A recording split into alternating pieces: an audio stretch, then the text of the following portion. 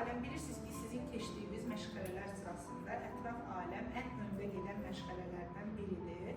Ətraf aləmdə məşğələlərdə 2-3 yaşlı uşağın artıq, məsələn, belə bir şəkil qoyursunuz, sizdə təbii ki, kartlar olur yəqin ki, siz məşğələ keçərkən sizin kartlarınız olur. Məsələn, 2 yaşlı uşaq 4 dənə kartı qoyub oradan almanı mənə ver deyəndə almanı verə bilməlidir ətraf aləmlə tanışlıqda. Və yaxud, amma burada xahiş edirəm, bəzi mən bağçaların səhifələrində görürəm, avokado qoyurlar, nə bilim, mango qoyurlar. Bu tip meyvələr 2-3 yaşlı uşaq çox prioritet deyil. Siz hamının banan, alma, prioritet olan əşyalardan istifadə edəməlisiniz. Siz orada kombayn qoyub, kalkulyator qoyub, mən bunları bilə-bilə qoymuşam.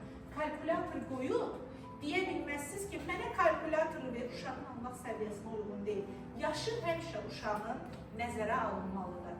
Və artıq nümunələr əsasında da bu da sizin üçün bir mövzu oldu ki, cütləşdirmək, eyniləşdirmək, artıq əşyanı seçmək, bunu artıq tərbiyəçilər öz fantaziyalarına uyğun olaraq hər dəfə ayrı bir məşğələ qura bilər. Növbəti slaydı zəhmət olmaqda. Bunun da üzərindən keçirəm, sizə slayd veriləcək. Bu sizin üçün yaradılmış bir oyundur ki, 2-1-3 yaş uşaqlarla hansı oyun oynaya bilərsiniz. Məsələn, 1 yaş yarım, 2 yaşda 4-5 şəkildən seçməlidir uşaq. Artıq 2 yaş yarımdan etibarən isə 6 şəkil, 8 şəkili cütləşdirə bilməlidir və ya artığı seçməlidir.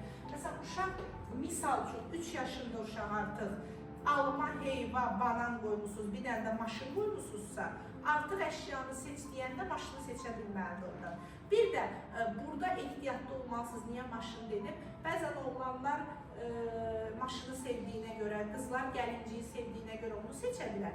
Əşyaları orada qoyarkən elə əşyaları vurmalısınız ki, məntiqə uyğun seçsin, xoşu gəldi deyə seçməsin.